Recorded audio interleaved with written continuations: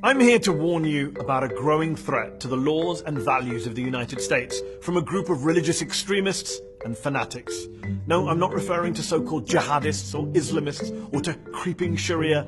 I'm referring to what I like to call the Christian Taliban, those Bible-thumping fundamentalists who are bent on theocratizing the US government.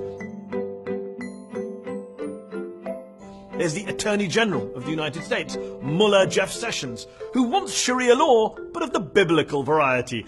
Asked last week how the Trump administration could justify separating migrant kids from their parents at the border, Sessions said, I would cite you to the Apostle Paul and his clear and wise command in Romans 13 to obey the laws of the government because God has ordained the government for his purposes. Yeah, forget all the verses in the Bible that talk of love and compassion towards the less fortunate. No, obey the law according to Romans 13. The same verses of the Bible, incidentally, that were used to justify slavery.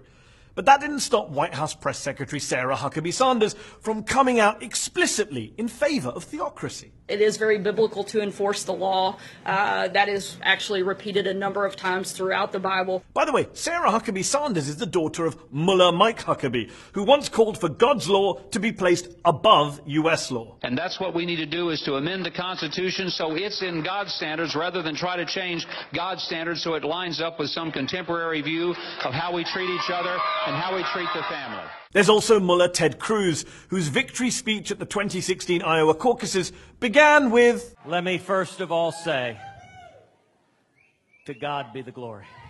That's basically Christian for Allahu Akbar! Imagine the reaction if a Muslim candidate for high office began his victory speech with, Allahu Akbar! I'm just saying. Cruz has also said he's a Christian first and an American second. Can you imagine if, say, Congressman Keith Ellison said he was a Muslim first and an American second? Then there's Mullah Mike Pence. I'm a Christian, a conservative, and a Republican, in that order. He's tried to bring his extreme religious views into the science classrooms of America.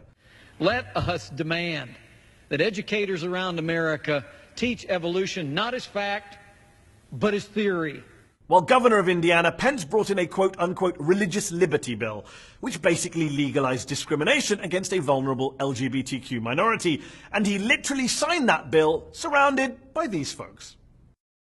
Look, as in the Middle East, to really politicize religion, you need a bunch of politicized clerics. Caliph Donald Trump can call on some of America's finest to make the case for Christian supremacism, and to make the case for him, the divine case for an irreligious, thrice-married adulterer and former casino owner. There's Mullah Franklin Graham, who says the hand of God elected Trump.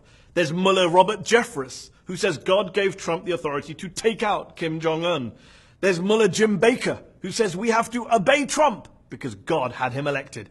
If that isn't the language of theocracy, of zealotry, then what is? And for those of you moderate Christians who are tearing your hair out at the sight of these Christian extremists distorting your precious faith to score political points and advance a narrow, intolerant, hate-filled agenda, all in the name of God and with the aid of Scripture, well, let me say on behalf of all your Muslim friends and neighbors, welcome to our world.